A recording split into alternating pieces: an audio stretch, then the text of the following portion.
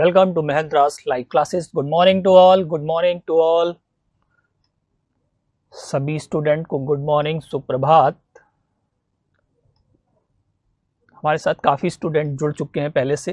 देखिए, आज का जो हमारा टॉपिक है, सबसे पहली चीज़ मैं आपको बता देता हूँ, सिंपल इंटरेस्ट है। क्या है हमारा? सिंपल इंटरेस्ट है। अब देखिए, सबसे पहली चीज़ हम आज जो डिस्कस करेंगे वो सिंपल इंटरेस्ट के बारे में। देखिए, पूरा एक टॉपिक होता है सिंपल इंटरेस्ट और compound interest. Abhinav Sharma good morning, Sakshi good morning to all, सभी स्टूडेंट्स को गुड मॉर्निंग। देखिए, आज का जो टॉपिक है हमारा क्या है? Simple interest. सबसे पहली चीज़ अगर ध्यान दीजिए, सिंपल इंटरेस्ट, कंपाउंड इंटरेस्ट क्या होता है बताते हैं। सिंपल इंटरेस्ट का मतलब होता है साधारण ब्याज। सिंपल इंटरेस्ट एक ऐसा इंटरेस्ट होता है जिसमें एवरी ईयर आपका प्रिंसिपल क्या रहता है? सेम रहता है। क्या रहता है भाई? सिंपल सा चीज है, प्रिंसिपल सेम रहेगा तो इंटरेस्ट ऑटोमेटिक क्या रह जाएगा? सेम, और रेट आपकी सेम रहती है। तो कह सकते हैं कि simple, thank you, okay Brajesh Sharma ji, thank you, कोई बात नहीं। देखिए, हम अगर बता रहे हैं तो सिंपल इंटरेस्ट के बारे में। देखिए, सबसे पहली चीज अगर हम सिंपल इंटरेस्ट के बारे में कहते हैं, सिंपल इंटरेस्ट होता क्या है? देखिए, पूरा टॉपिक होता है सिंपल इंटरेस्ट और कंपाउंड इंटरेस्ट। ठीक है, सिंपल इंटरेस्ट मतलब साधारण ब्याज, कंपाउंड इंटरेस्ट का मतलब होता है चक्रवृद्धि ब्याज। तो कहते हैं सिंपल इंटरेस्ट एक ऐसा इंटरेस्ट होता है जिसमें एवरी ईयर प्रिंसिपल आपका सेम रहता है। प्रिंसिपल सेम होने की वजह से, रेट सेम होने की वजह से एवरी ईयर का इंटरेस्ट आपका क्या होता है? सेम। अब देखिए, थोड़ा सा ध्यान दीजिए, हर वैल्यू अपने आप में होती कितना परसेंट है? हर वैल्यू अपने आप में 100% होती है। हर वैल्यू अपने आप में क्या होती है? 100% होती। कभी भी आप क्वेश्चंस लगाएं, अगर एसआई दिया गया है, हमने कहा 1 साल का एसआई 50 रुपए, तो 10 साल का एसआई सिंपल सा चीज कितना हो जाएगा? 50 × 10 मतलब कितना हो जाएगा? 500 रुपए हो जाएगा। तो आप देखिए, अगर आपका सिंपल इंटरेस्ट की बात करें तो हर साल का इंटरेस्ट सेम होगा। लेकिन इसी के जस्ट अपोजिट अगर हम बात करें कंपाउंड इंटरेस्ट की, क्या बात करें? Compound interest. देखिए, कंपाउंड इंटरेस्ट एक ऐसा इंटरेस्ट होता है जिसमें एवरी ईयर आपका इंटरेस्ट चेंज होता है, क्योंकि सिंपल सा चीज, इंटरेस्ट के ऊपर इंटरेस्ट आपका लगता है, इसलिए क्या होते हैं? कहते हैं ब्याज के ऊपर जब ब्याज लगता है तभी वो बोला जाता है चक्रवृद्धि ब्याज। वो हम नेक्स्ट क्लास में पढ़ाएंगे। आज की क्लास में सिंपल। आप देखते हैं कि अक्सर एग्जाम में जो हमारे पास क्वेश्चन आते हैं, वो एसआई और सीआई को मिक्स करके पूछे जाते हैं। मतलब हो सकता है कि इफ 2 ईयर का एसआई इतना है और 2 ईयर का सीआई का डिफरेंस इतना है। देखिए, आज मैं सीआई की कोई बात नहीं करूंगा, केवल और केवल एसआई की बात करूंगा, और एसआई कैसे कैलकुलेट करते हैं वो हम आपको बताते हैं। ओके, देखिए, चलिए इसी से रिलेटेड थोड़ा सा कॉन्सेप्ट आपका बताते हैं एसआई का, और ध्यान दीजिएगा, मैं सारे पॉइंट्स आपको बताऊंगा कि क्वेश्चंस कैसे लगता है। सबसे पहली चीज अगर बात करते हैं कि अगर हम कभी भी किसी भी प्रिंसिपल में सिंपल इंटरेस्ट ऐड करते हैं, कभी भी प्रिंसिपल में हम अगर सिंपल इंटरेस्ट ऐड करते हैं, वो वैल्यू हमेशा और हमेशा अमाउंट मिलती है। मतलब प्रिंसिपल प्लस सिंपल इंटरेस्ट का जो कॉम्बिनेशन होता है वो हमेशा अमाउंट देता है। प्रिंसिपल और एसआई का जो कॉम्बिनेशन होता है वो हमेशा और हमेशा क्या देता है? अमाउंट देता है। अब देखिए, अगर आपको एसआई की बात, एसआई का मतलब जैसे कहते हैं कि साधारण ब्याज बराबर मू सा दा अपॉन 100। मू सा दा का मतलब होता है, मू का मतलब मूलधन, सा का मतलब समय और दा का मतलब दर, तो मू सा दा अपॉन 100। इंग्लिश में एसआई इक्वल टू क्या बोलते हैं? PRT upon 100। तो अगर हम एसआई की वैल्यू निकालें तो एसआई इक्वल टू होता है principal into rate into time upon 100 होता है। तो एसआई इक्वल टू ये पीआरटी अपॉन 100 निकला। अगर इस एसआई की वैल्यू को उठा के यहां पुट कर दें तो amount equal to principal plus principal into rate, क्या हो जाएगा? Principal into rate into time upon 100। तो ये आप निकालने का तरीका हो जाएगा। इसमें से पी आप क्या कर लें? कॉमन ले लें। क्या ले लें? तो 1 प्लस आर टी अपॉन 100 आ जाएगा, ब्रैकेट में 1। देखिए, ये बेसिक फॉर्मूला होता है। ठीक है, सिचुएशन में देखिए, आपको एक और पॉइंट्स हम आपको बता देते हैं। कभी भी आप क्वेश्चंस लगाएं, कभी कभी आपको बहुत सारी शॉर्ट ट्रिक पढ़ाई जाती हैं और एग्जाम में थोड़ा सा मेथड चेंज कर दिया गया, थोड़े से स्टेप बढ़ा दिए जाए तो आपके मेथड फेल हो जाते हैं। वहां पर उस सिचुएशन में आपको याद आता है कि सर कैसे लें। इसलिए कभी भी अगर आप मैथ सीखते हैं तो आपको ट्रेडिशनल मेथड जरूर आना चाहिए, क्योंकि समय के हिसाब से अगर क्वेश्चन का स्टैंडर्ड बढ़ जाता है तो उसमें ट्रेडिशनल मेथड की आपको जरूरत पड़ती है। ओके, तो देखिए, सबसे पहली चीज अब रही बात कि हम बताते क्या है कि एनी प्रिंसिपल, कोई भी प्रिंसिपल जो होता है वो अपने में हमेशा क्या होता है, 100% होता है। आप में कितना होता है, 100, मतलब हर वैल्यू जो होती है वो अपने आप में कितनी होती है, 100 प्रिंसिपल। ठीक, जैसे अगर हमने कहा, थोड़ा ध्यान दीजिएगा वर्ड पे, जैसे अगर आपसे बोला जाए, ध्यान देना, हमने बोला if the simple interest for the 6 year be equal to the 30% of the principal, मतलब 6 साल का जो ब्याज है, 6 साल का जो ब्याज है वो प्रिंसिपल का क्या है, 30%। मतलब आपसे बोला गया if the simple interest for 6 years be equal to the 30% of the principal, मतलब 6 साल का जो ब्याज है वो प्रिंसिपल का क्या है, 30% है। मतलब ये बोल सकते हैं, तो 6 साल में जो आपका, देखिए मैं इसको पूरा बताऊंगा आपको, बेसिक मेथड, ट्रेडिशनल मेथड और ट्रेडिशनल मेथड और आपका शॉर्ट ट्रिक पॉइंट सारे बता दूंगा। लेकिन सबसे पहली चीज आप समझें, हमने कहा कि कोई पैसा हमने इन्वेस्ट किया, ठीक है, तो उस पैसे को इन्वेस्ट करने के बाद जो हमारे पास इंटरेस्ट आ रहा है वो प्रिंसिपल का 30%। मतलब सिंपल सा चीज, अगर मैंने 100 रुपए लगाया, मैंने कितना लगाया, 100 रुपए लगाया, तो 30% आपका ब्याज बन गया कितने साल में, 6%। तो मेरे दिमाग में आता है कि अगर 30% 6 साल में बन जाता है तो जितना लगाया था उतना ही, जितना लगाया था उतना ही, हेलो हेलो, वॉइस क्लियर है, ओके ओके ओके, हमने कहा जितना पैसा मैंने लगाया था उतना पैसे का 30% 6 साल में बन जाता है, तो 100% कितने साल में बनेगा। तो क्वेश्चन का स्टेटमेंट क्या बन गया, if the simple interest, question का स्टेटमेंट क्या बना, if the simple interest for 6 year be equal to the 30% of the principal, if the simple interest for 6 year be equal to the 30% of the principal, in how many years it will be equal to the principal। कह सकते हैं 6 साल का जो साधारण ब्याज है वो प्रिंसिपल का 30% बनता है, 6 साल का जो साधारण ब्याज है वो प्रिंसिपल का 30% बनता है, in how many years it will be equal to principal, तो कितने साल में ये प्रिंसिपल के बराबर हो जाएगा। ठीक है, तो देखिए अब नॉर्मली इसको परसेंटेज से अगर हम लगा देते हैं, देखिए ये बोला गया कि 30% बन गया कितने साल में, प्रिंसिपल के इक्वल होने का मतलब 100% बन जाए, प्रिंसिपल के होने का मतलब 100% बन जाए, तो 100% बनने में कितना लगेगा, 6 इंटू 100 अपॉन क्या हो जाएगा 30, 6 5 जा 30, 5 जा 35, मतलब सिंपल सा चीज डायरेक्ट आपका आंसर आ जाएगा 20 ईयर्स आ जाएगा। ओके, साक्षी निमेश जी कह रहे हैं 20, वेरी गुड। अब देखिए, अब इसको अगर हम चाहते हैं, मैंने आपको बताया कि शॉर्ट ट्रिक भी सीखो, ट्रेडिशनल भी तो सारे सीख जाओगे, तो क्वेश्चन का अगर कोई भी स्टैंडर्ड चेंज हो जाएगा तो ऑफकोर्स आप लगाने लगोगे। अब देखिए सबसे पहली चीज ध्यान देना, अगर हमने सबसे पहली चीज अगर इसको बेसिक तरीके से लगाएं तो आपको पता है कि SI इक्वल टू क्या होता है, principal into rate into time upon 100 होता है। SI इक्वल टू क्या होता है, PRT अपॉन 100। थोड़ा जूम कर दीजिए सर प्लीज सर।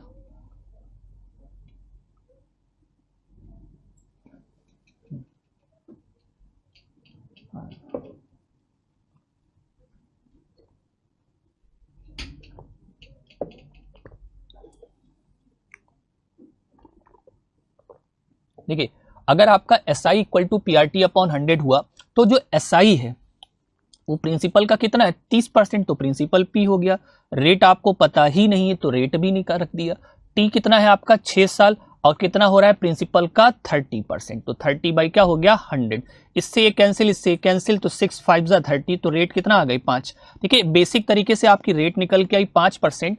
अगर आपकी रेट 5% निकल के आई है तो अब आपको प्रिंसिपल के इक्वल हो जाए, मतलब SI P हो जाए, P हो जाए, रेट आपके पास 5, T हो गया अपॉन 100, 5 से 5 कैंसिल, 5 1 जा 5 20 जा, तो T इक्वल टू क्या हो जाएगा 20 ईयर्स। ये आपका बेसिक तरीका हुआ लगाने का।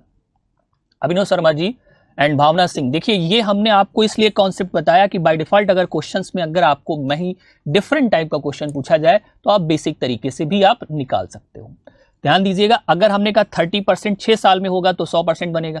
इसी तरह आपसे पूछ सकता है कि 25% 4 साल में हो जाता है तो 100% कितने समय, तो आप सिंपल सा चीज आप परसेंटेज मेथड का भी यूज कर सकते हो।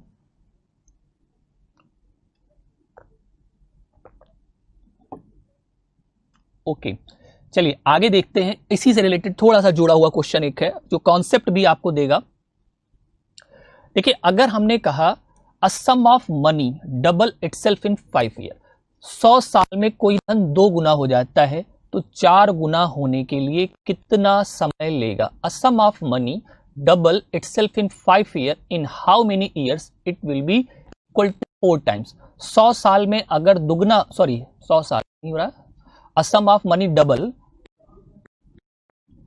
इन 4 ईयर्स, सॉरी क्वेश्चन अगर आपसे कहा जाए a sum of money double itself in 5 year, 5 साल में 2 गुना हो जाता है। मैं लिख देता हूं थोड़ा कि 5 साल में कितना हो जाता है? 2 टाइम्स हो जाता है। क्या हो जाता है? 2 टाइम्स हो जाता है। अगर 5 साल में 2 टाइम्स हो जाता है तो 4 टाइम्स होने के लिए कितना समय चाहिए?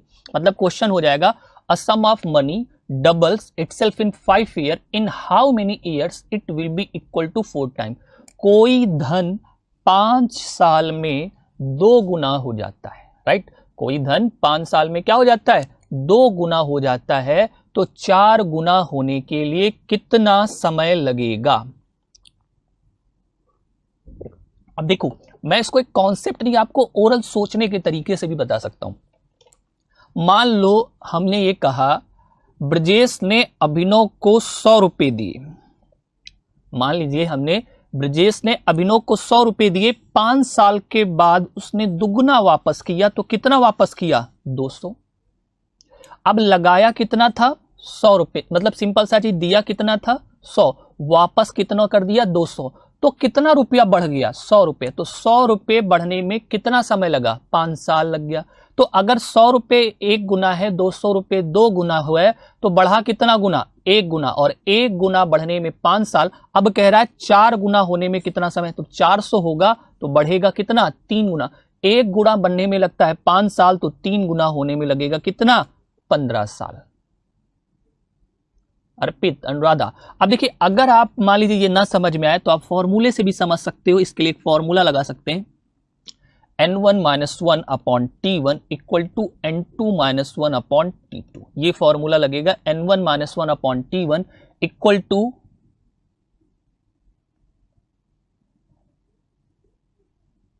n1 minus 1 upon t1 equal to n2 minus 1 upon क्या हो जाएगा? t2 हो जाएगा। अब n1 और n2 है क्या? ध्यान दीजिएगा, n1 और n2 है क्या? n1 और n2 है आपके पास टाइम्स, t1 और t2 है टाइम। तो हमने कहा 5 साल, तो यहां हो गया 5 साल।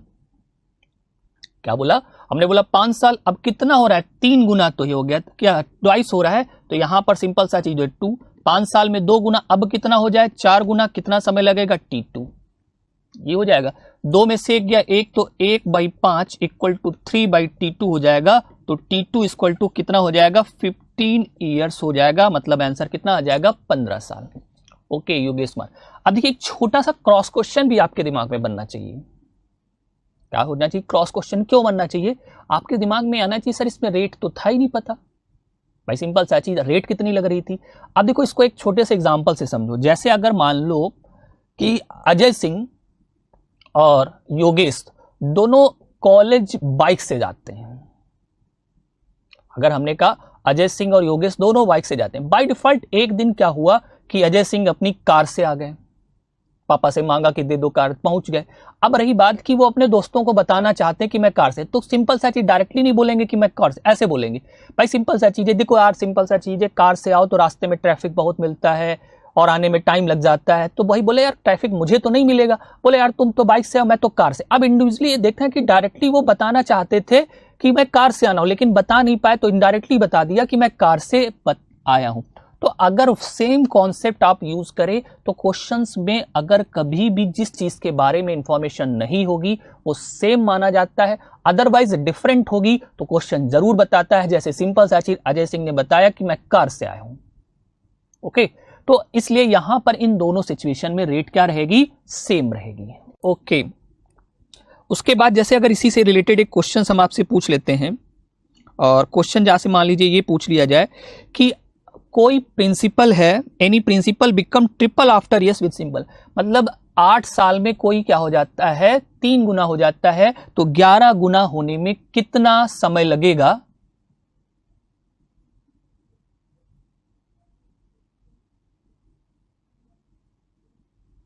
ओके,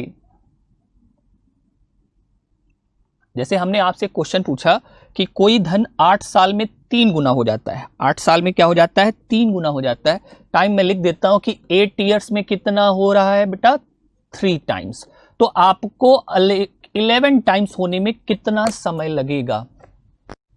योगेश कुमार जी कहते हैं समझ में आया। प्लीज समझ में आया तो जरूर बताएं, नहीं समझ में आया तो हमसे बताएं, मैं आपको फिर से रिपीट कर दूंगा। हमने कहा 8 साल में 3 गुना हो जाता है, तो 11 गुना होने में कितना समय लगेगा?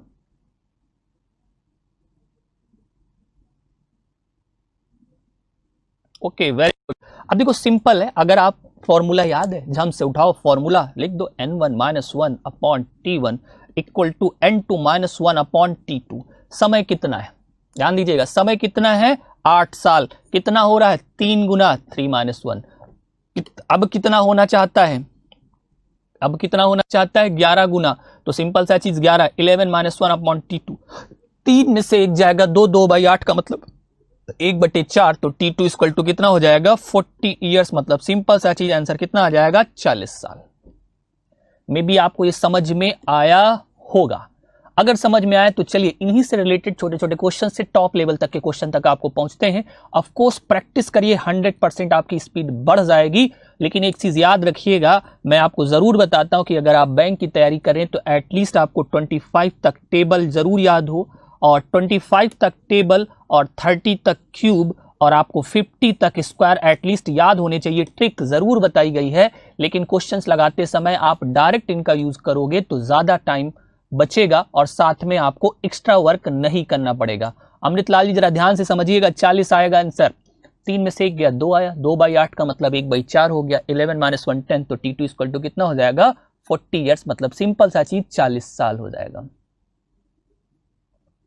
ओके, चलिए चलते हैं पहले क्वेश्चन की तरफ और देखते हैं अगला पहला क्वेश्चन हमारा क्या है।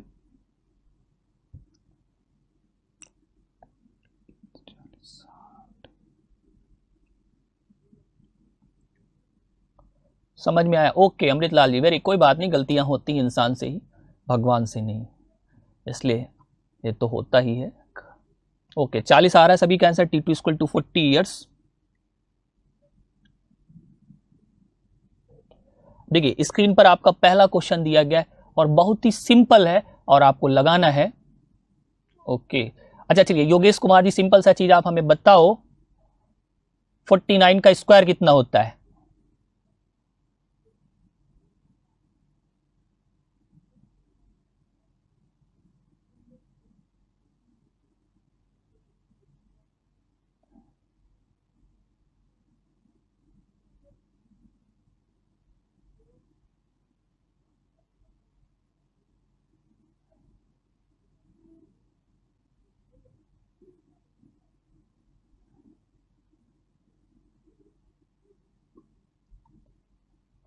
Okay, very good very good. 38 का स्क्वायर कितना होगा?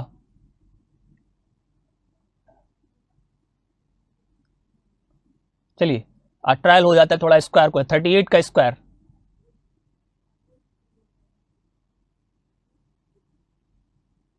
32 का स्क्वायर। 38 का स्क्वायर गलत है योगेश कुमार जी, जरा ध्यान से देखिएगा, 1221 नहीं आएगा।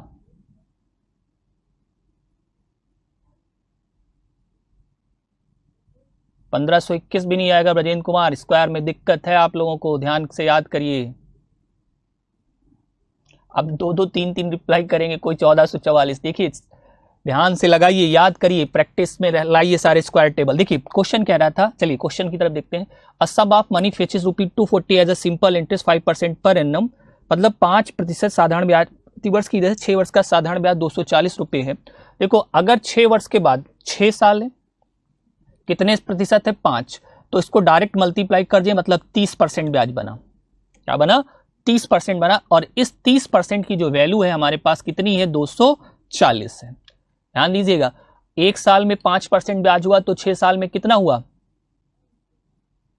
1 साल में अगर 5% हुआ तो 6 साल में कितना हुआ, 6%, मतलब 30% ब्याज बना। और इस 30% की वैल्यू कितनी है, 240। तो आपको 100% की वैल्यू निकालनी है, तो 240 इंटू 100 डिवाइड बाई 30, 0 से 0 कैंसिल, 3 8 24। मतलब सिंपल सा चीज है, आपका जो मूलधन होगा वो कितना होगा, 800 होगा। ओके योगेश कुमार जी वेरी गुड। चलिए क्वेश्चंस लगाइए, स्क्वायर क्यूब टेबल सुन लेंगे। अच्छा चलिए एक क्वेश्चन आपसे ओरली पूछते हैं, ध्यान से सुनिएगा आप लोग। तैयार हैं आप लोग? मैंने कहा एक ओरल क्वेश्चन पूछ रहा हूं। अब देखिए सबसे पहले चीज मैंने कहा एक कैंडिडेट घर से निकलता है, उसके पास 3 बैग हैं। कितने बैग हैं? तीनों बैगों में एटमोस्ट 30 कोकोनट आ सकते हैं, इससे ज्यादा नहीं। ठीक है, और वो लेके निकलता है। रास्ते में उसे 30 टोल टैक्स पड़ते हैं, और जैसे टोल टैक्स पड़ते हैं खासियत ये है कि जितने बैग होंगे उतने आपको coconut as a penalty. 3 bag तो 3 आपको कोकोनट, लेकिन अगर बैग में कुछ भी नहीं है तो कोई भी टोल टैक्स नहीं पड़ेगा। तो घर पहुंचने पर फाइनली उसके पास कितने कोकोनट बचेंगे? मैं एक बार क्वेश्चन रिपीट कर देता हूं। एक कैंडिडेट है, इस कैंडिडेट के पास 3 बैग हैं, इन तीनों बैग में ज्यादा से ज्यादा 30 कोकोनट आ सकते हैं, तो वो 90 कोकोनट लेके चलता है। कितने? 90 कोकोनट लेके चलता है। रास्ते में 30 टोल टैक्स पड़ते हैं। तो टोल टैक्स की खासियत है जितने बैग होंगे उतने आपको कोकोनट है, लेकिन अगर बैग में कुछ भी नहीं है तो कोई भी टैक्स देना नहीं पड़ेगा। तो फाइनली बताइए कि ज्यादा से ज्यादा वो कितने कोकोनट घर लेके फाइनली पहुंच सकता है। ओके, इस क्वेश्चन को ट्राई करिएगा, तब तक मैं आपको अगला क्वेश्चन बताता हूं।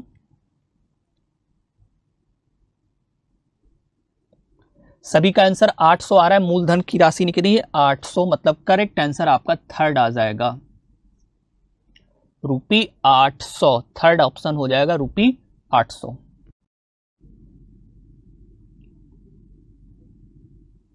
चलिए अगला क्वेश्चन।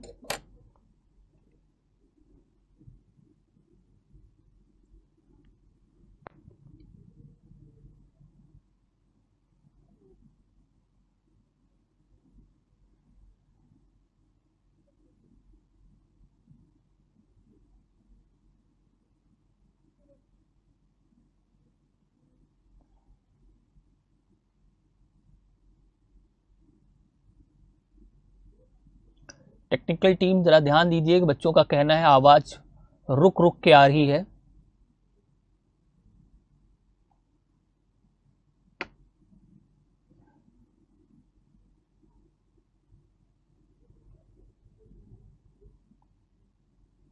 साक्षी निमेश जरा ध्यान दीजिए, ढंग से लगाइएगा। कोकोनट वाला को भी बाद में आपको हम बताएंगे।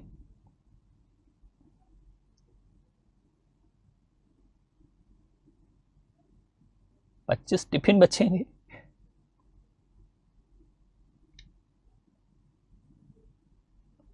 सर क्वेश्चन हाइड हो रहा है इंग्लिश में, प्लीज जरा स्लाइड पे ध्यान दीजिएगा, इंग्लिश वाला पोर्शन नहीं दिख रहा है बच्चों को।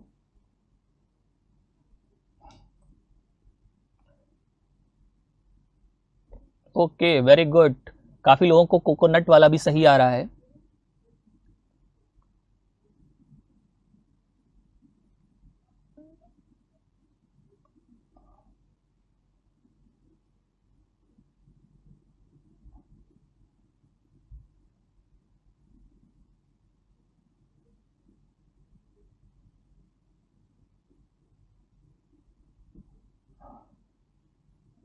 साउंड कम आ रही, प्लीज साउंड पे भी जरा ध्यान दीजिएगा थोड़ा सा।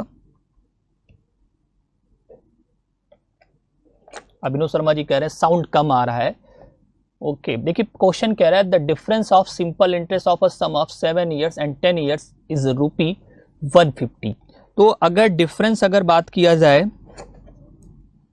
Difference of a simple interest 7 साल और 10 साल के एसआई के बीच का डिफरेंस कितना है? 150।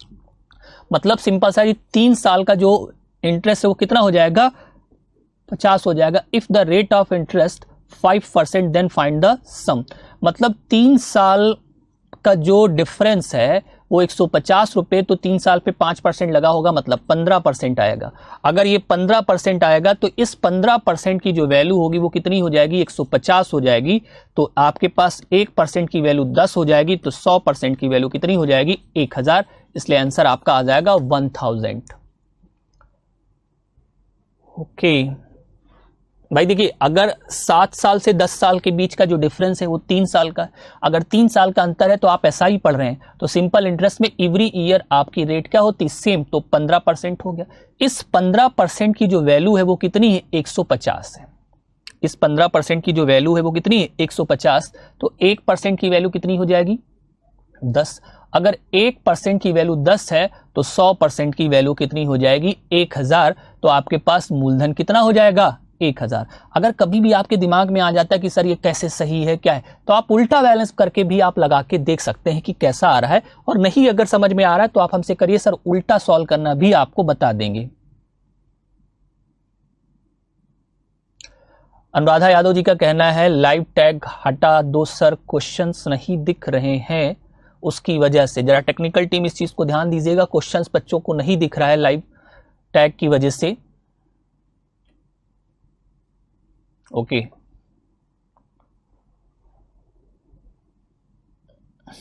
चलिए 1000 वाला समझ में सभी को आया। चलते हैं 1000 के बाद अगले क्वेश्चन की तरफ और देखते हैं कि अगला क्वेश्चन हमारा क्या है स्क्रीन पे। 1000 हमारा जो ऑप्शन है वो करेक्ट आंसर आपका 4 है।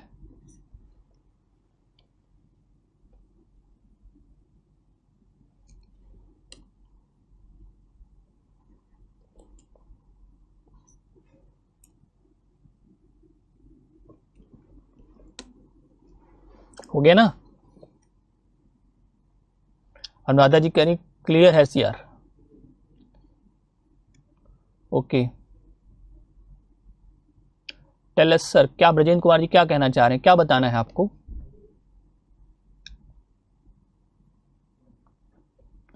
ठीक है, ये वाला समझ में आया। इसका आंसर कितना आ जाएगा, 1000 आ जाएगा। कितना आ जाएगा, 1000। ओके,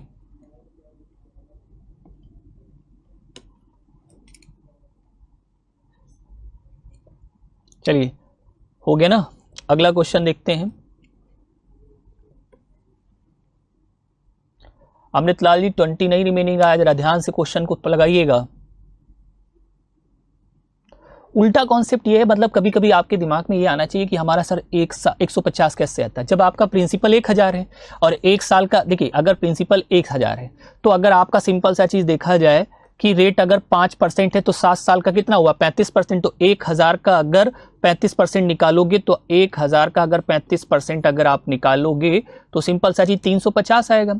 और 10 साल का अगर आप निकालोगे 50% तो कितना आ जाएगा, 500। तो देखो 350 और 500 बीच का जो डिफरेंस है वो 150 आ रहा है, मतलब ये बैलेंस हो रहा है, मतलब हमारा क्या होगा, सही होगा।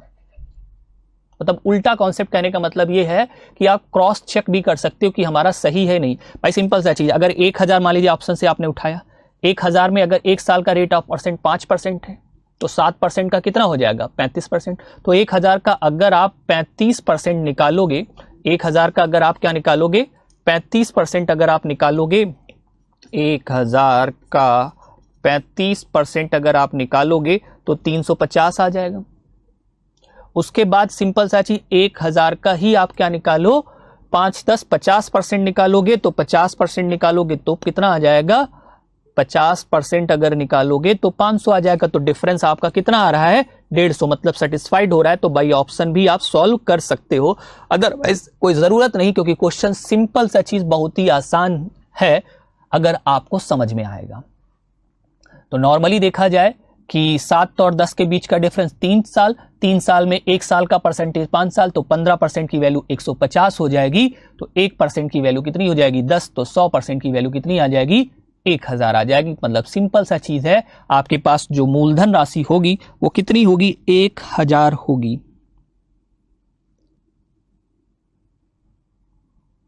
इसलिए करेक्ट आंसर आपका कितना हो जाएगा, 4th।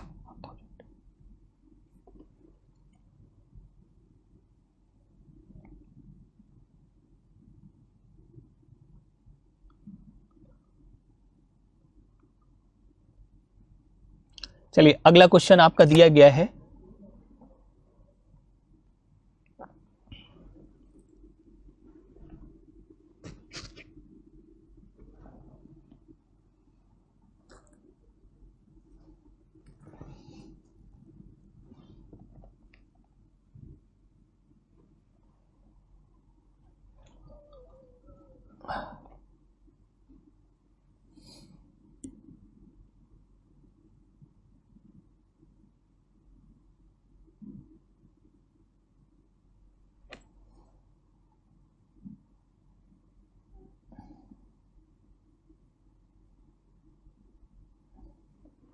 अब देखो आपके पास पैसा कितना था, नहीं पता। When rate of simple interest increased 10% to 12%,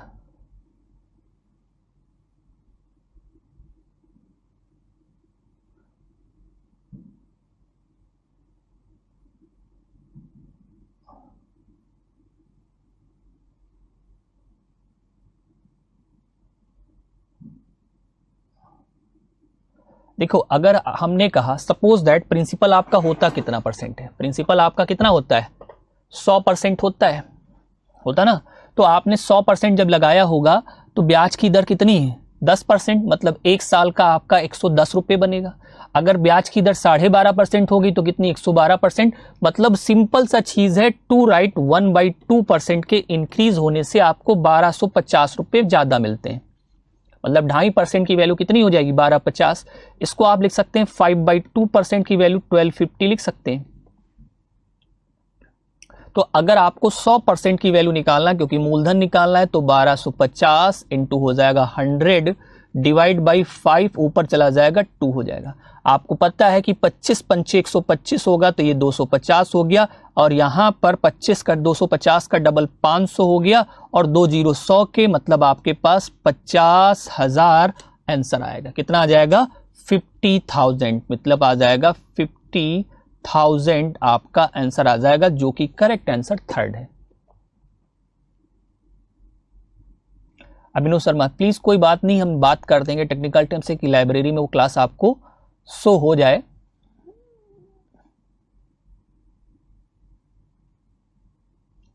Pallavi Verma ji 50,000, okay, correct answer आपका थर्ड दिख रहा होगा, 50,000। ओके, सभी को समझ में आए ये क्वेश्चंस, बोलो।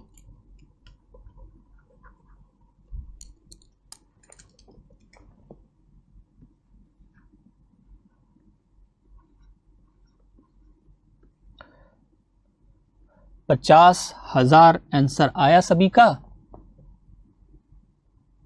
ओके, अपडेट हो जाएगी, मैं बोल दूंगा कि जल्दी से जल्दी अपडेट कर दे। संजू जी का कहना है कि सर समझ में नहीं आया है मुझे। अब देखो, अगर 10% आपका एक साल में ब्याज बनता है, ठीक, उसके बाद 12.5% बनने लगे, तो कितना इंक्रीजमेंट हो गया, 5/2% हो गया।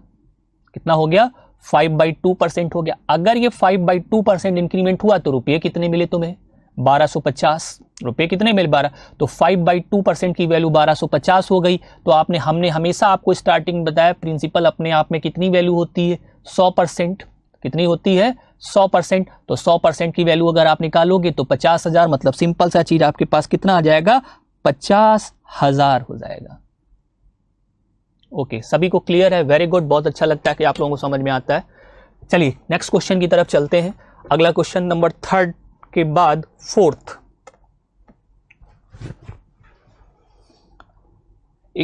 चलिए अच्छा एक क्वेश्चन आपसे पूछे, चलिए ये बताइए कि मैं जो पढ़ाता हूं आप लोगों को समझ में आता है, समझ में आता है तो ये जरूर लिखिएगा सर हाँ समझ में आ रहा है।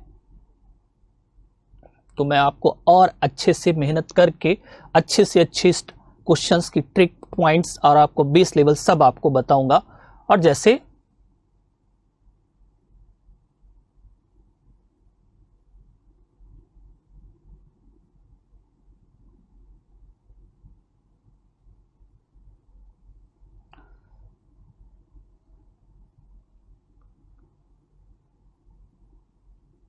ब्रजेश कुमार जी कहते हैं 80%।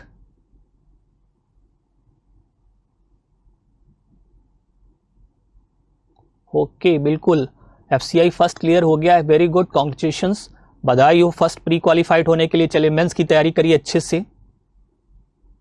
ओके समझ में आ रहा है। चलिए अब देखते हैं इसके बाद जो अगला क्वेश्चन है, काफी अच्छा क्वेश्चन है और आप लगाइएगा और आपको समझ में आएगा।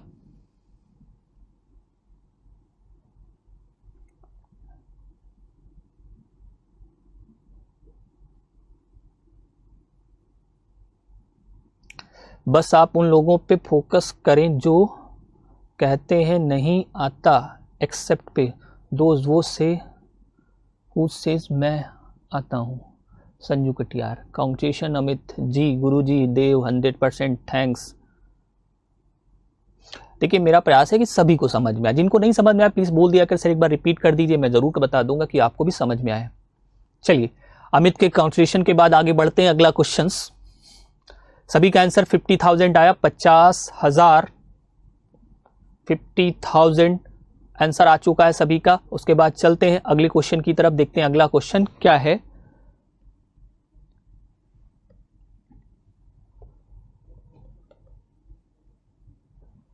ओके नेक्स्ट,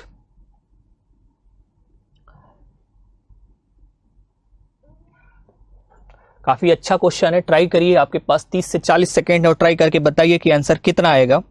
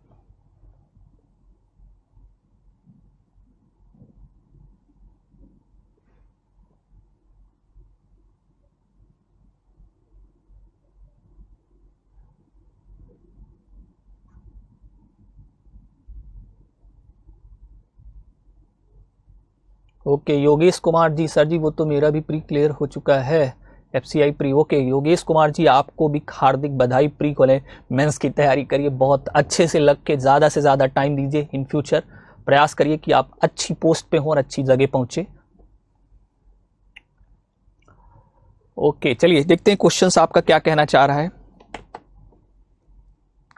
क्वेश्चन कह रहा है कि 1800 रुपये प्रतिवर्ष 6 वर्ष साधारण ब्याज की दर से, मतलब सिंपल सा चीज, 1800 रुपये ए ने लिया 6% की साधारण ब्याज की दर से और 1500 रुपये बी ने लिए 9% की ब्याज की दर।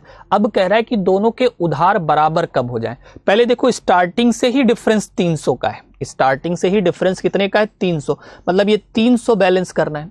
तो देखिए अगर 1800 रुपये 6% के अकॉर्डिंग देखें तो एक साल का जो ब्याज इसका बनेगा कितना 108 और इसका कितना बनेगा 15 135 बनेगा। अब ये 108 देता है, ये 135, मतलब हर बार ये 27 रुपये ज्यादा देता है। अगर हर बार 27 रुपये ज्यादा देता है तो 27 रुपये एक साल में बैलेंस हो जाते हैं। तो 300 रुपये बैलेंस होने में कितना समय लगेगा, 300 बाई 27, इसी को सिंप्लीफाई कर दो, यही आपका आंसर होगा। 3 9 जा 27, 300 जा और ये हो जाएगा 11 9 99 हो जाएगा। तो 11 राइट 1/9% आपका आंसर आ जाएगा। कितना आ जाएगा 11 राइट 1/9% आ जाएगा।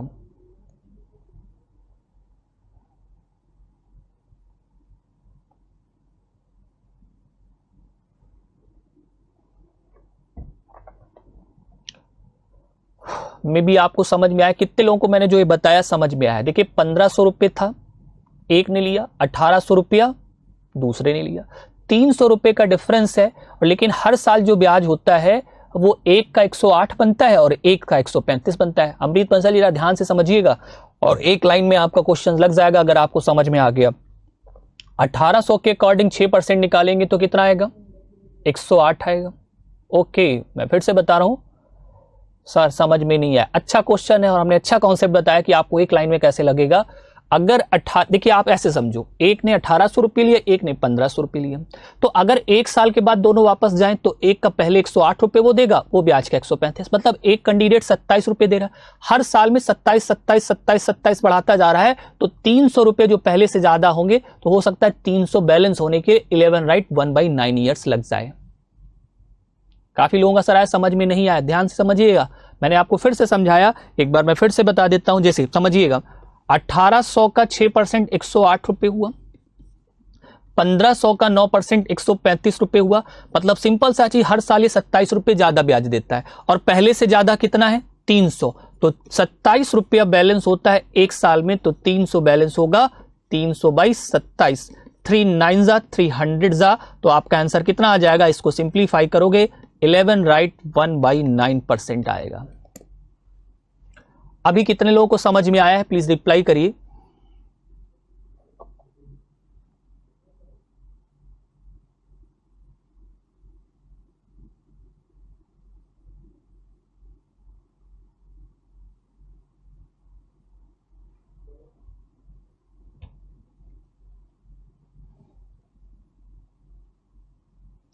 क्वेश्चन जो अभी हमने समझाया, कितने लोगों को समझ में आया कि 11 राइट 1/9 ईयर्स कैसे आया है?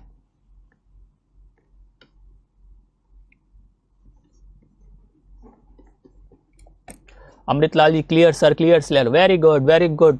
हम मेहनत करेंगे, आपको समझ में जरूर आएगा।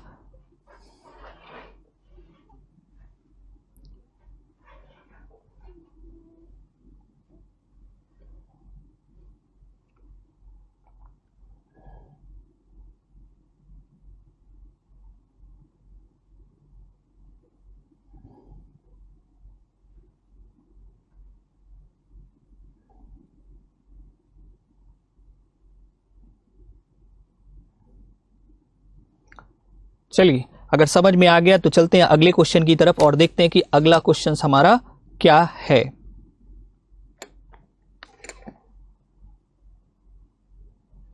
सभी को समझ में आ गया, वेरी गुड।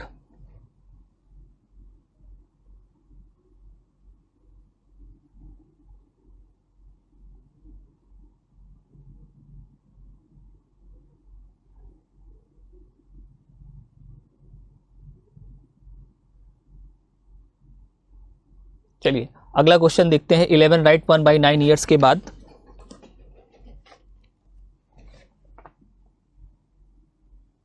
इसलिए करेक्ट आंसर आपका क्या होगा? 4 होगा। 11 सही 1/9 ईयर्स। 11 राइट 1/9 ईयर्स आंसर आएगा।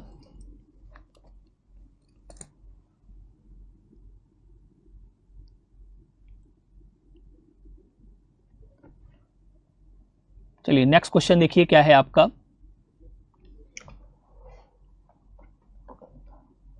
ओके,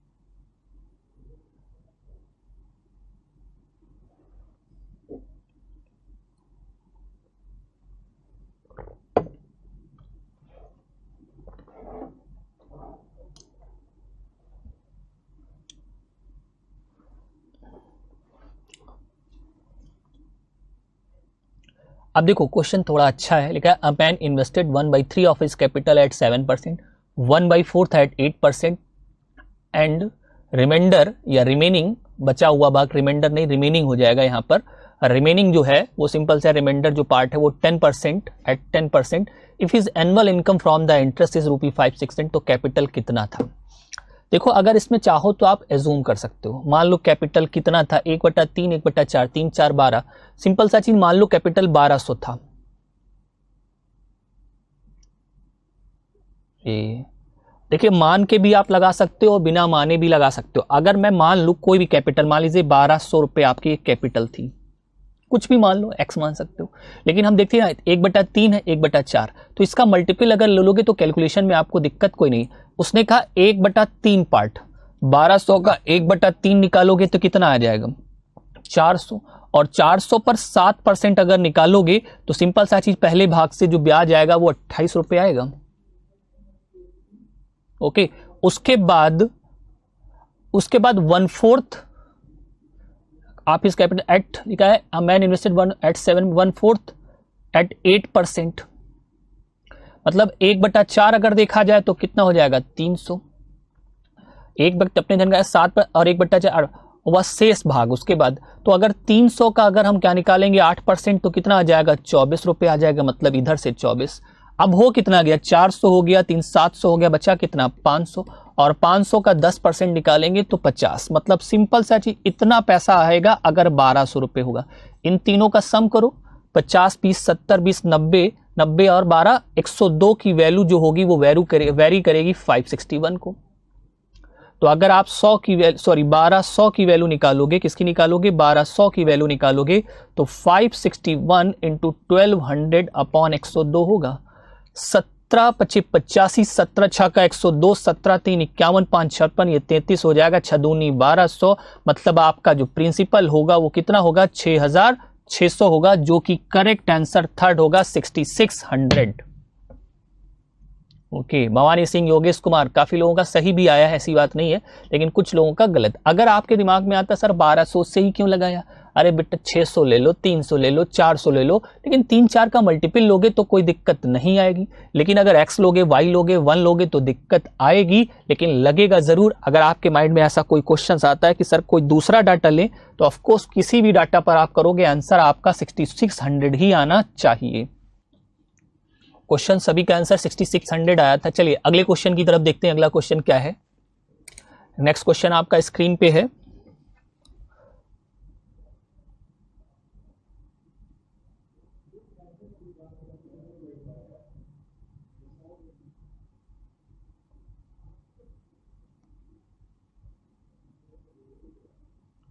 ओके, थोड़ा सा टेक्निकल प्रॉब्लम होने की वजह से लेट हो गया, मे बी स्टार्ट हो गई क्लास। आप क्वेश्चन सॉल्व करिए।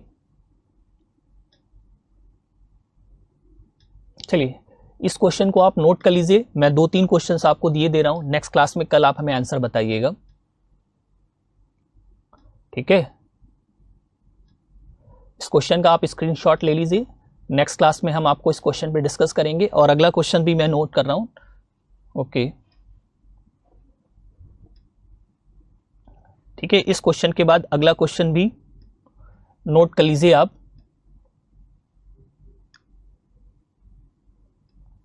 ओके, ये क्वेश्चंस का स्क्रीनशॉट लेने के बाद नेक्स्ट क्वेश्चंस का भी स्क्रीनशॉट आप ले लीजिए।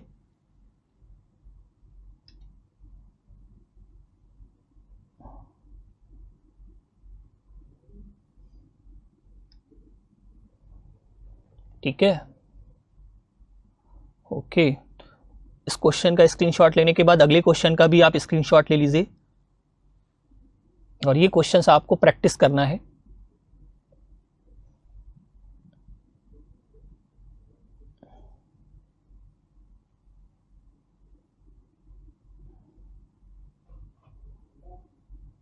ओके, इसके बाद नेक्स्ट क्वेश्चंस।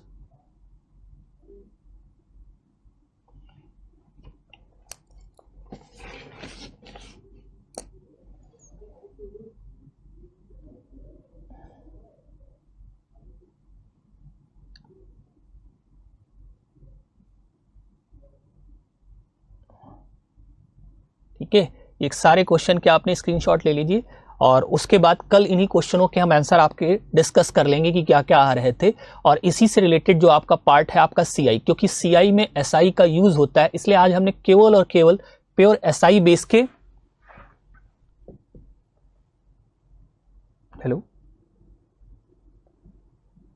इसलिए आज हमने केवल और केवल प्योर एसआई बेस के क्वेश्चन कराए। कल की क्लास में हम आपको एसआई और सीआई मिक्स करके क्वेश्चंस कराएंगे, क्योंकि पेपर का जब स्टैंडर्ड थोड़ा सा अच्छा होता है तो सीआई और एसआई दोनों मिलके आपके क्वेश्चंस कराए जाते हैं। हमने जितने भी क्वेश्चंस आपको दिए हैं इन सारे क्वेश्चनों को आप ट्राई करिएगा। नेक्स्ट क्लास में जब हम मिलेंगे तो इन क्वेश्चनों के क्वेश्चन के बारे में डिस्कस कर लेंगे, और आते ही आपको आंसर सारे बता देंगे। जिनका क्वेश्चन आपको सही नहीं आएगा,